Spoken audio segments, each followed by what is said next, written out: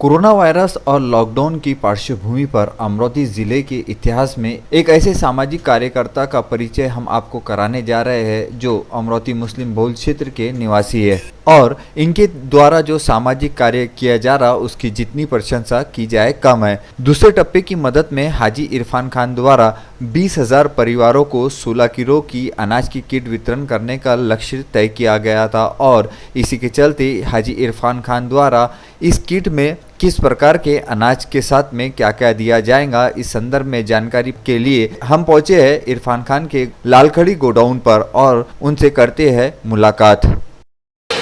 Lockdown के चौथे चरण में जहां पर हालात इतने ज़्यादा बिगड़ चुके हैं, कारोबार पूरी तरीके से बंद है, मध्यम वर्गीय गरीब परिवार कोरोना वायरस के चलते घरों में बैठे हैं।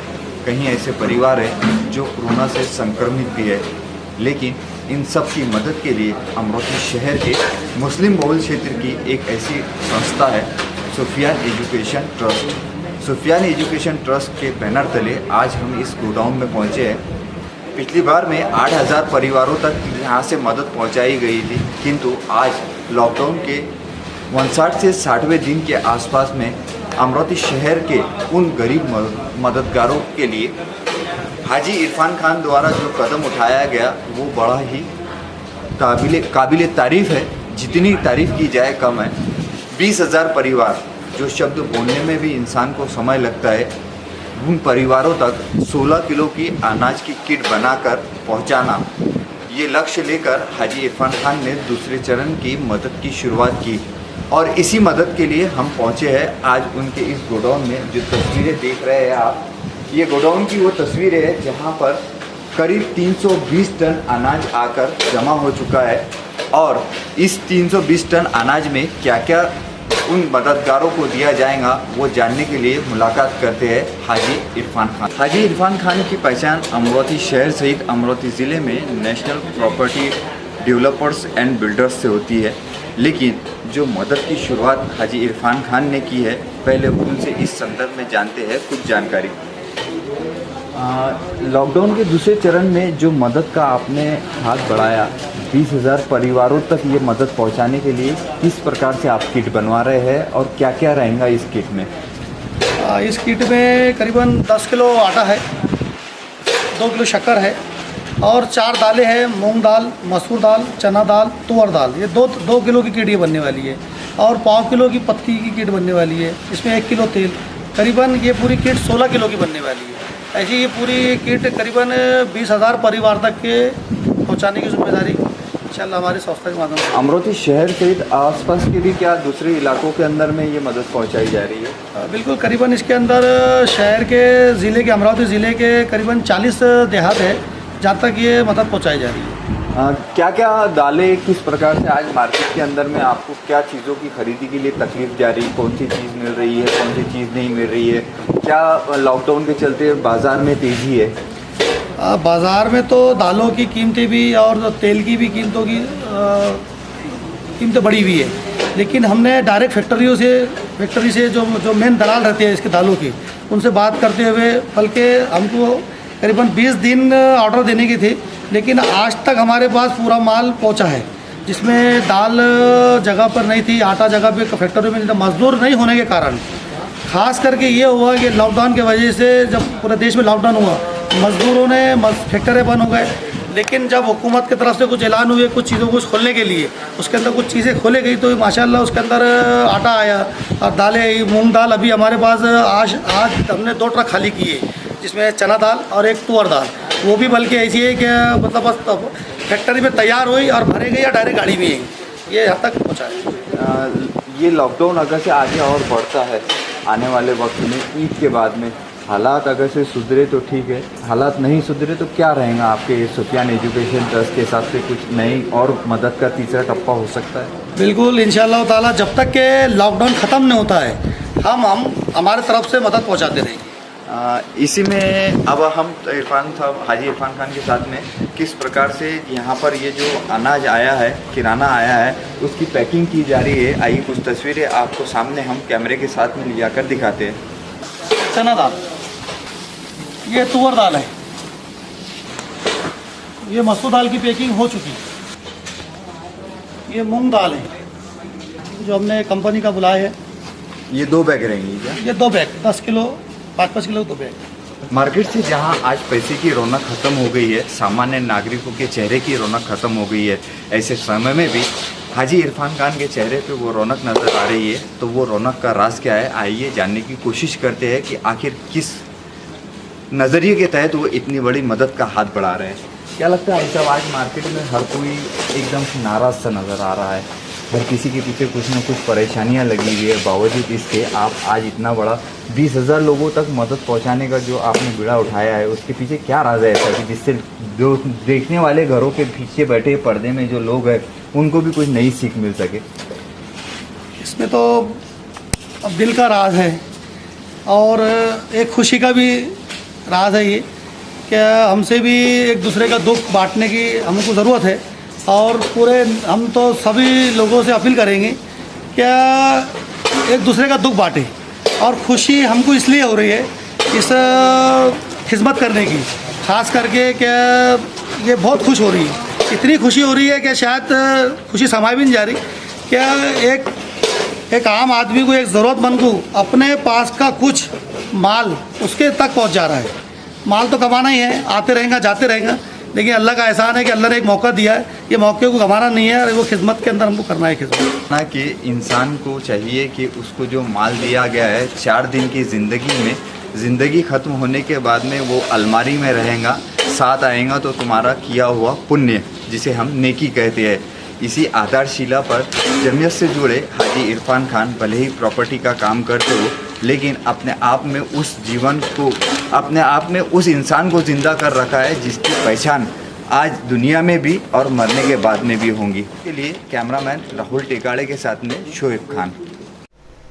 सामाजिक कार्य और जनता के हित में हमेशा आवाज़ उठाने में तत्पर रहने वाली राजवीर जनहित संगठन और राजवीर जनहित संगठन के संस्थापक अध्यक्ष रहमत खान पत्रकार। और रहमत खान पत्रकार की पहचान हमेशा से ही उन मुद्दों को उठाने की रही है जिसके ऊपर में नागरिकों के हित की बात कही जाती हो। और ऐसे ही एक मुद्दे के पर राजवीर संगठन के संस्थापक अध्यक्ष और सभासदों ने जिला अधिकारी शरेश नवल को एक निवेदन दिया और इस निवेदन के माध्यम से YouTube पे चल रहे अर्तुगरुल गाजी सीरियल पर लगे बैन को हटाने और इस सीरियल को सार्वजनिक रूप से चलाए जाने के संदर्भ में बात कही। और इसी संदर्भ में विदर्भ न्यूज की टीम ने की उनसे एक विशेष मुलाकात। राजवीर जनहित संगठन के संस्थापक अध्यक्ष रहमत खान पत्रकार, जिनकी बोली बड़ी साफ और तंजिया मिजाज में, तंजिया मिजाज इसलिए होता है कि कड़वी बात सुनने वाले को कभी अच्छी नहीं लगती, फिर क्योंकि वो हकीकत जो रहती है वो आईना दिखाती है। इसी बीच कल यानी 20 मई को अमरावती जिलाधीश को रहमत खान पत्रकार द्वारा एक निवेदन दिया गया। निवेदन अर्तुगरुल गाजी करके एक यूट्यूब पे स्टोरी चल रही है, उस पर बैन लगाया गया है। वो बैन को हटाने के बाबत और राज्य सरकार को आने वाले समय में यदि कोरोना से निजात मिलती है तो उस समय राजस्व बढ़ाने के लिए इस बैन को हटाकर वो फिल्म को सिनेमाघरों में भी प्रकाशित किया जाए। किंतु आज के हालात और बैन किस लिए लगाए गए थे और ये निवेदन में किन बातों का उल्लेख किया गया था, आइए जानते हैं राजवीर जनहित संगठन के संस्थापक अध्यक्ष रहमत खान से। विदर्भ न्यूज में आपका स्वागत करता हूँ। आपकी कार्यशैली वैसे भी हमेशा तंजिया रहती है, तो लोगों को सुनने में कुछ ज़्यादा मजा इसलिए भी आता है कि नोक-झोंक वाली बात होती है। कल जो निवेदन दिया उसके बारे में आपकी क्या राय थी, क्या मुद्दे रखे गए उसमें? अर्तुगरुल गाजी जो फिल्म है और ड्रामे के रूप में प्रसारित किया जा रहा है, विश्व भर में इसकी बोलती चल रही है, दबदबा निर्माण कर दिया, हॉलीवुड बॉलीवुड में भी दबदबा निर्माण है। हमने प्रशासन से, सेंसर बोर्ड से, भारत सरकार से, महाराष्ट्र सरकार से यही मांग की है जिलाधिकारी के माध्यम से कि भाई सारी फिल्मों को, हर किस्म की फिल्म को आप महाराष्ट्र में नहीं पूरे देश भर के अंदर में दिखाते हैं, अर्तुगरुल गाजी को फिल्म के नाम की फिल्म को इसके अंदर में बैन रखने का क्या मतलब? आपने कारण यह है कि इस्लामिक, ऐतिहासिक इस्लामिक फिल्म है और मुस्लिम समाज के सामने ये फिल्म को प्रसारित करना चाहिए ताकि सच्चा मुसलमान मालूम पड़े। उसके अंदर में ऐसे कुछ बातें बताई गई है कि सच्चा मुसलमान अगर ईमान पे चलता हो तो उसकी कभी भी, कहीं भी और किसी भी समय पराजित नहीं होती है, उसे जीत ही हासिल होती है। यह अर्तुगरुल गाजी का मकसद है मुसलमानों के लिए। कहीं हम ऐसा तो नहीं है कि ये जो फिल्म है, इस फिल्म के अंदर में जो है मुस्लिम समुदाय द्वारा लोगों को ये लगता हो, शासन को ये लगता हो, सरकार को ये लगता हो कि उससे भावनाएं बढ़ सकती है, हालात खराब हो सकते हैं?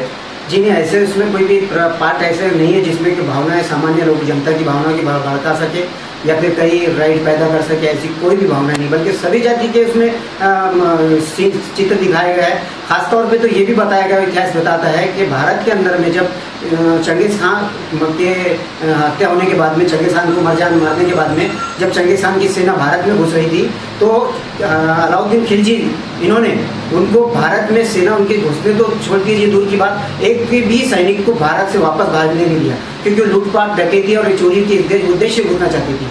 ऐसी कहीं भी ऐसा पात्र उसमें पार्ट नहीं दिखाया गया है कि किसी की भावनाओं को ठेस पहुंचाए सामान्य जनता को।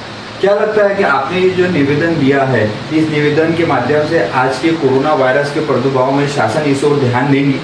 बिल्कुल देना चाहिए। कारण ये है कि अभी कोरोना के प्रभाव के अंदर में शासन का, महसूल विभाग का इतना नुकसान हो चुका है कि जनता भी चाहती है कि इनका नुकसान की भरपाई होना चाहिए। एकाएक की ऐसी भरपाई नहीं हो सकती, लेकिन ऐसी फिल्म अगर निर्माण करके उसको 3 घंटे के अंदर में तब्दील करके बताया जाता है तो कोरोना का भी जो आर्थिक शासन का नुकसान हुआ, महसूल का नुकसान हुआ, वो भरपाई होगी। चाहे फिर साल भर के बाद थिएटरों में दिखाए या फिर 2 साल के बाद में कोरोना का प्रभाव जो है घटने के बाद में दिखाए, हम जानते हैं कि, लेकिन शासन, दूसरी बात फिर शासन जनता से किस तरह इसका वसूल करेंगे ये भी जानते हैं। लेकिन ऐसा है कि महसूल विभाग को इससे कर करने के हिसाब से बहुत सारा महसूल विभाग का राजस्व मिल सकता है और दिखाना चाहिए।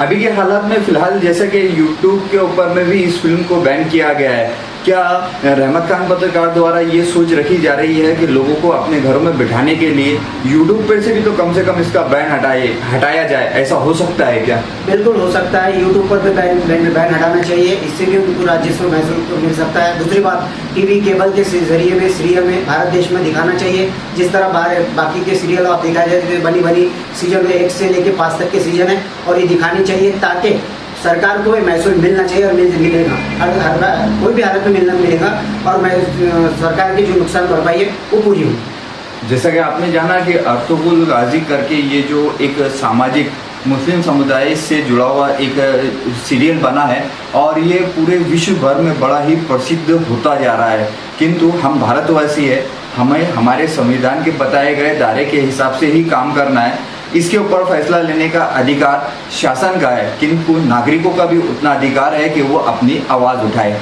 कैमरामैन राहुल टेकाड़े के साथ में शोएब खान। कोरोना के संक्रमण को रोकने हेतु शासन प्रशासन की ओर से सभी शासकीय बस सेवाएं बंद कर दी गई थी। ये तस्वीरें अमरोती शहर के मुख्य बस स्थानक की है, जहां पर सन्नाटा छाया हुआ है। किंतु 2 माह का समय बीतने के पश्चात अब 22 मई से अमरोती जिले भर में लाल परी फिर से दौड़ती हुई नजर आएंगी, किंतु इसमें अमरोती एवं बडनेरा के बस स्थानक से कोई भी बस सेवा नहीं शुरू की जाएंगी। ग्रामीण क्षेत्रों में वरुड़, मोर्शी, चांदूर बाजार, चांदूर रेलवे, दरियापुर, परतवाड़ा डेपो से ग्रामीण क्षेत्रवासियों के लिए बस की सेवाएं सुबह 7 बजे से शाम के 7 बजे तक नियमित शुरू रखी जाएंगी। अमरोती शहर के ग्रामीण क्षेत्रों में प्रत्येक रोज 61 बसें 547 फेरियां मारकर नागरिकों की सेवा में फिर से दोबारा समर्पित होती हुई दिखेंगी और अमरोती विभाग के 8 में से 6 डेपो ग्रामीण क्षेत्रों के शुरू की जाएंगे, जिसके चलते अमरोती ग्रामीण क्षेत्र में लालपरी 19,297 किलोमीटर की प्रत्येक रोज यात्रा कर यात्रियों को उनके निवास स्थान तक पहुंचाएंगी। कोरोना वायरस के संक्रमण पर नियंत्रण पाने हेतु शासन ने 10 वर्ष से कम एवं 65 वर्ष से अधिक उम्र के यात्रियों को यात्रा करने पर प्रतिबंधित किया है, किंतु अमरोती जिले भर में अब जिले के नागरिकों के लिए सुविधा के लिए फिर से लाल परी एक बार दौड़ती हुई नजर आएंगी।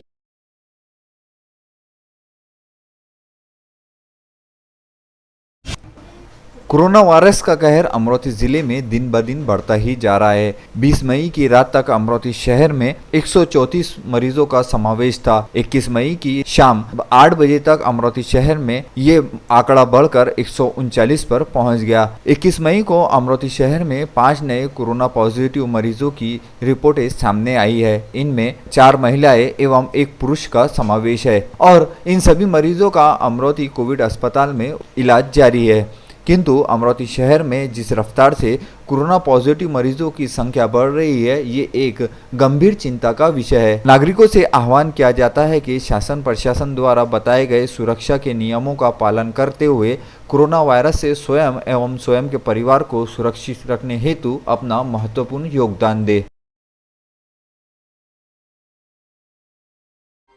शिक्षा के क्षेत्र में उर्दू टीचर एसोसिएशन अपना महत्वपूर्ण योगदान निभाता हुआ हमेशा ही नजर आता है, किंतु लॉकडाउन के समय गरीब और आर्थिक रूप से कमज़ोर नागरिकों को भी यूटीए द्वारा मदद किए जाने की एक कोशिश की जा रही है और इस कोशिश के तहत करीब 550 परिवारों को अनाज की किट बनाकर तैयार करने की कवायद शुरू है। अमरावती शहर के उर्दू टीचर एसोसिएशन के सभी सदस्यों ने मिलकर अपने निजी धनराशि से ये किराना बुलाकर इसकी किट तैयार की है और बहुत जल्द 550 परिवारों तक ये किराने की किट पहुंचाई जाएंगी। शिक्षण क्षेत्र के अलावा अब शिक्षक सामाजिक कार्य में भी हालात के हिसाब से अपना कर्तव्य निभाते हुए अमरावती शहर में नजर आ रहे हैं। यूटीए के असरार अहमद, मोहम्मद जावेद, मोहम्मद नसीम एवं मुख्य रूप से विभागीय अध्यक्ष जहरोज गाजी का महत्वपूर्ण योगदान रहा। अमरावती से सैयद आसिफ। अमरावती जिले की जुड़वा नगरी अचलपुर परतवाड़ा के निवासी प्रफुल्ल धर्माले ये अमरावती कोविड अस्पताल में कार्यरत है और बीते कई दिनों से अमरावती कोविड अस्पताल में कोरोना वायरस के संक्रमित मरीजों की सेवा में जुटे हुए थे। उनकी सेवा खत्म होने के पश्चात जब वो कोविड अस्पताल से निकलकर अपने गांव पहुंचे तो गांव वासियों ने उनका बड़ी ही गर्मजोशी के साथ में स्वागत किया। स्वास्थ्यकर्मी अपनी जान की परवाह किए बगैर कोरोना मरीजों का उपचार कर रहे हैं और उन्हें बचाने में जी जान से कोशिश करते हुए नजर आ रहे हैं। कोविड अस्पताल में ड्यूटी के समय पीपीई किट पहनकर मरीजों का उपचार करना और उसके पश्चात अपने आप को सुरक्षित रखने हेतु 14 दिनों तक क्वारंटाइन करना, ये एक बहुत बड़ा महत्वपूर्ण योगदान है और जोखिम भरा काम भी है, किंतु स्वास्थ्यकर्मी अपनी सेवाएं देने में किसी भी प्रकार से पीछे नहीं हट रहे हैं। चमकगांव निवासी प्रफुल्ल धर्माले जो कि 20 दिनों तक क्वारंटाइन किए जाने के बाद में जब गांव पहुंचे तो गांव का नज़ारा देखने लायक था और सभी गांव वासियों ने उनका बड़े ही गर्मजोशी के साथ में स्वागत किया। से जैसे ही वो अपने घर पर पहुंचे तो घर वाले भी उनका इंतज़ार करते हुए नज़र आ रहे थे और घर पहुंचने पर उनके परिवार वालों ने भी उनके माथे पे तिलक लगाकर उनका मनोबल बढ़ाने हेतु उनका सत्कार किया। कोरोना वायरस के प्रकोप से निजात पाने में आरोग्य विभाग के कर्मचारी अपनी नैतिक जवाबदारी निभाते हुए जगह जगह पर नजर आ रहे हैं। इनकी जितनी सराहना की जाए कम है। अचलपुर से मोहम्मद अजहरुद्दीन।